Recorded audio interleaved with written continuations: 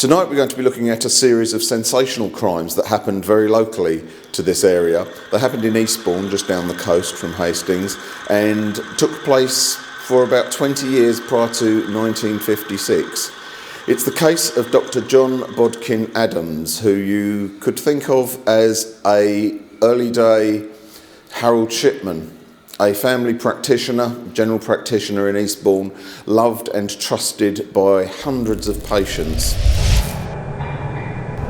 That's how a lot of old folk feel, just to be in a shop with somebody else, although you might. Rumours began to spread that the good doctor was easing the passing, if you wish to look at the case generously, or killing and benefiting from the bequeathments of a large number of elderly patients. Eastbourne has long been a coastal resort where elderly people go to retire, especially elderly women. There's some fantastic hotels in Eastbourne. He was well known as a confidant, a family friend, and not just a doctor. We mustn't forget that doctors held a very, very different role in 1950s England. They were very, very well respected, very locally renowned, very high-standing members of the community. Not that they're not now, of course, but it was a much more hierarchical society and a deferential society, and one in which the doctor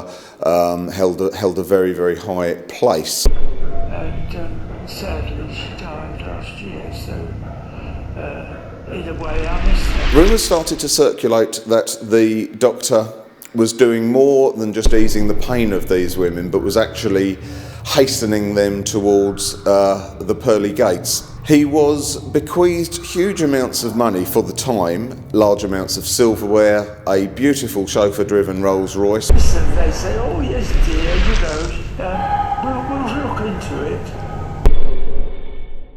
The money he was earning just went up and up and up and up and up, and tongues began to wag. With every bequeathment, with every will that went in his favour, families became upset and wondered why he was being paid so much money out of what they saw was their estate, and the police started to ask questions.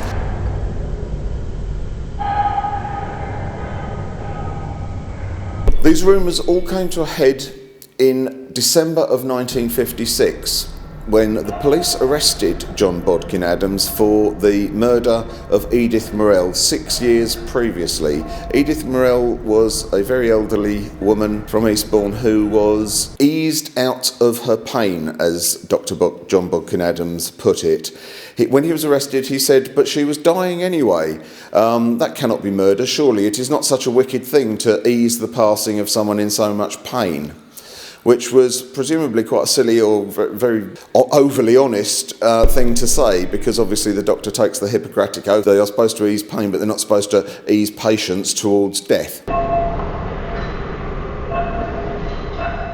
While the police were doing an investigation in his surgery, he started to hide bottles of morphine, which added to their feeling that he was guilty and he had something to hide. His supporters say that he was only trying to cover up a series of bad mistakes in which he had written false prescriptions. He was signing through private patients on the newly formed NHS, so he was making money that way. Here at the True Crime Museum, we have a number of exhibits relating to the case. In fact, we've got 3 syringes, which I feel were definitely used by Dr. John Bodkin Adams in the administration of morphine to a number of patients who he killed.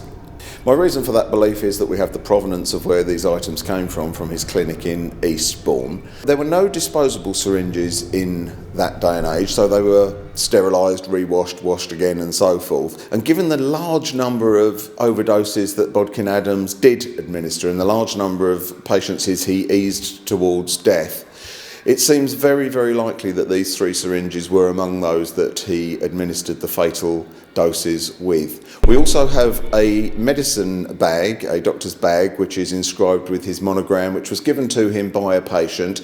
He was very, very keen to take gifts and little thank yous from patients who were equally keen to show their appreciation of the prescriptions he freely wrote for them and the painkillers that he administered like sweets.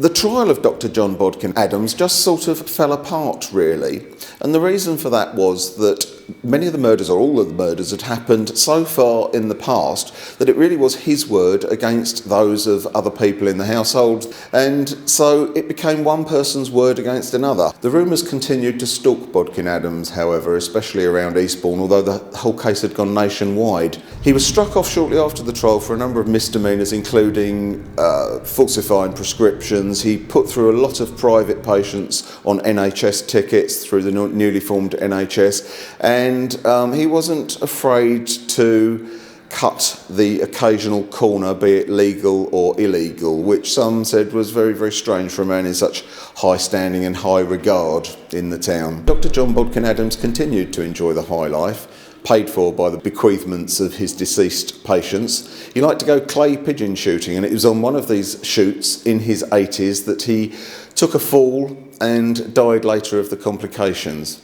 So come down to the True Crime Museum and you will see the exhibits relating very, very strongly to these murders or mercy killings. You make your own mind up.